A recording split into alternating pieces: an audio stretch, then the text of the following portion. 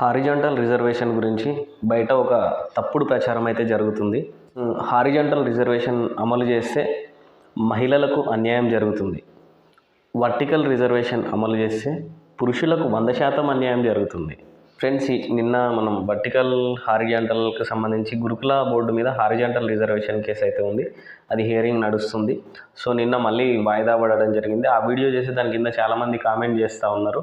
ముఖ్యంగా మహిళా అభ్యర్థులు చాలా మిస్ గైడ్ అవుతున్నారు ఈ విషయంలో. సో ఈ హారిజాంటల్ రిజర్వేషన్కి సంబంధించి మహిళలకి లాభమా నష్టమా, అసలు ఎలాంటి నష్టం లేదా అనే విషయాన్ని ఈ వీడియోలో క్లారిటీ ఇచ్చే ప్రయత్నం చేస్తాను. సో లేట్ చేయకుండా టాపిక్లోకి వెళ్ళిపోదాం. వీడియో చూసి లైక్ చేయండి, అదేవిధంగా సబ్స్క్రైబ్ అయితే చేసుకోండి.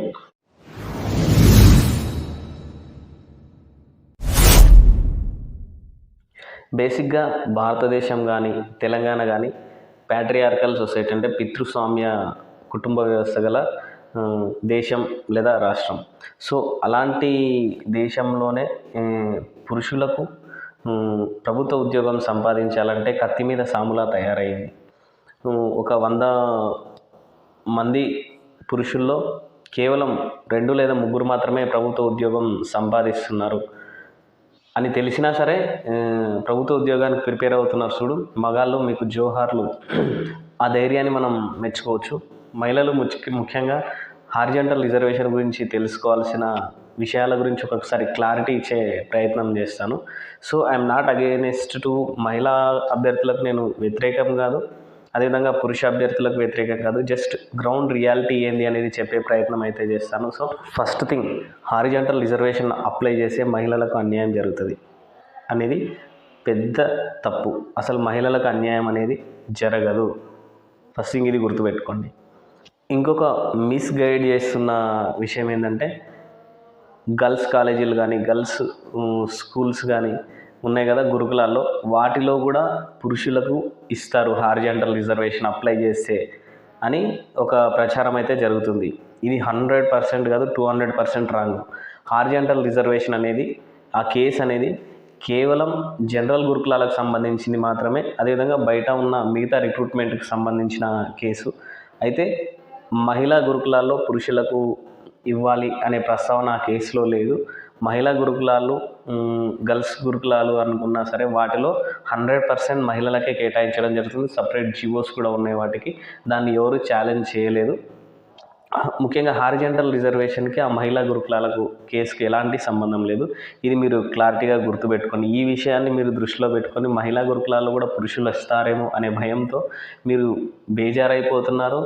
అదేవిధంగా పురుషుల మీద కోపం తెచ్చుకుంటున్నారు. నేను ఇచ్చే క్లారిటీ ఏంటంటే, మహిళా గురుకులాల్లోకి పురుషులు రారు. 100% మీకే అవి.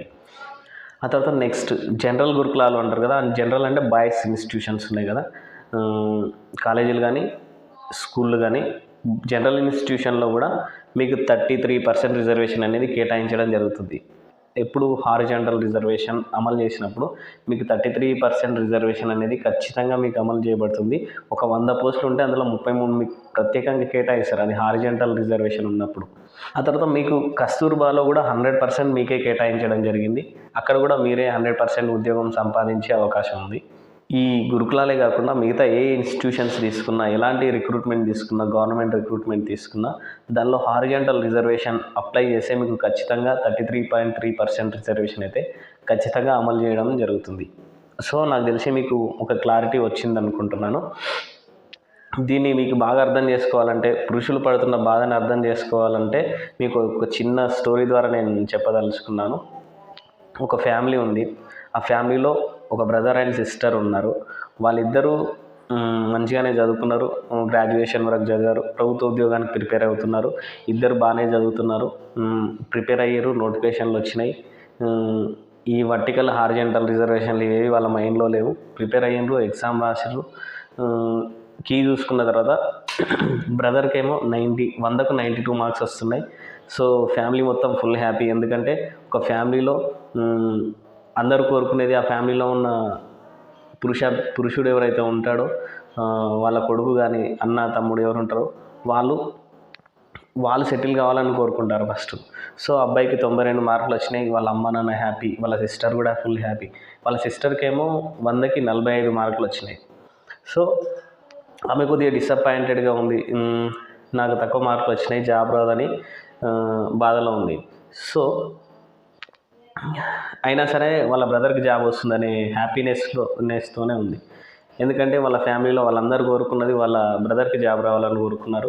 సో ఈమె కూడా చదివింది కానీ తక్కువ మార్కులు వచ్చినాయని ఉన్నారు. So they are waiting for the result రానే వచ్చింది. చూసుకున్నారు. ఫస్ట్ అమ్మాయి చూసుకుంది, అమ్మాయికి జాబ్ వచ్చిందని తెలిసేసరికి అమ్మాయి పరేషాన్లో పడింది. నాకు ఇంత తక్కువ మార్కులు వచ్చినాయి, జాబ్ ఎలా వచ్చింది అని. అప్పుడు ఆ అమ్మాయికి ఏం అర్థం కాలే, నాకు ఇంత తక్కువ మార్కులు వచ్చినాయి, వాళ్ళ బ్రదర్కి ఎందుకు రాలేదు అనే కన్ఫ్యూజన్ ఉంది. సో ఇంట్లో చూస్తే ఆమెకు జాబ్ వచ్చిందనే ఆనందం కంటే వాళ్ళ బ్రదర్కి జాబ్ రాలేదనే విషాదమే ఎక్కువగా ఉంది. వాళ్ళ పేరెంట్స్ ఇంట్లో అన్ని మార్కులు వచ్చినా ఎందుకు రాలేదని బాధపడుతుంటే, వాళ్ళ బ్రదర్ దానికి మించిన బాధపడుతుంటే, ఒక సిస్టర్గా జాబ్ వచ్చిందనే ఆనందం కంటే వాళ్ళ బ్రదర్కు రాలేదు అనే బాధే ఎక్కువగా ఉంది ఆ అమ్మాయికి. సో దీన్ని బట్టి ఏం అర్థం చేసుకోవచ్చు, 92 మార్క్స్ మెరిట్లో ఉన్న బ్రదర్ ఉద్యోగం రాలేదు, కానీ 45 వచ్చిన సిస్టర్కి ఉద్యోగం వచ్చింది. అది మెరిట్ అవన్నీ పక్కన పెడితే it self she is feeling guilty. అంటే నాకు ఇంత తక్కువ మార్కులు వచ్చినాయి, మా బ్రదర్కి రాలేదు, మెరిట్లో ఉన్నాడు కదా, మెరిట్ వాళ్ళకి రాకపోవడం ఒక ఇంత బాధగా ఉంది. దానికి తోడు ఫ్యామిలీలో ఉన్నది, ఫ్యామిలీ బాధ్యతలు చూసుకోవాల్సిన బ్రదర్కి ఉద్యోగం రాలేదు. సో అది ఒక బాధ. ఓవరాల్గా ఈ సిచ్యువేషన్ నుంచి అర్థం చేసుకునేది ఏంటంటే, ఆమె ఒక ఫ్యామిలీ మెంబర్ కాబట్టి, తన బ్రదర్ కాబట్టి ఆ బాధను అర్థం చేసుకుని ఆ బాధను ఫీల్ అవుతుంది. అంతేగాని జస్ట్ బికాజ్ మనకి మా బ్రదర్కి ఎన్ని మార్కులు వస్తే ఏంటి, ఉద్యోగం రాకపోతే నాకేంటి, నాకు వచ్చింది కదా అని ఫీల్ అవ్వట్లే. సో అక్కడ ఆమె ఎమోషనల్గా ఫీల్ అవుతుంది. She is connected to him. అంటే తను సొంత బ్రదర్ కాబట్టి ఒక బాధ అనేది ఉంది, బ్రదర్కి ఉద్యోగం రాలేదు అన్నందుకు. సో మహిళా అభ్యర్థులందరూ కూడా ఇక్కడ మెరిట్లో ఉండి ఉద్యోగం రాని పురుష అభ్యర్థుల పరిస్థితి కూడా ఈ విధంగానే ఉంటుంది. ఈ బాధని మీరు అర్థం చేసుకోవాలి. ఇందాకే తెలుసుకున్నాం క్లారిటీగా, హారిజాంటల్ రిజర్వేషన్ వల్ల మీకు ఎలాంటి నష్టం లేదు అనేది తెలుసుకున్నాం కదా. మహిళా అభ్యర్థులు అర్థం చేసుకోవాల్సింది ఏంటి అంటే, horizontal reservation is not against women. మహిళలకు వ్యతిరేకం కాదు.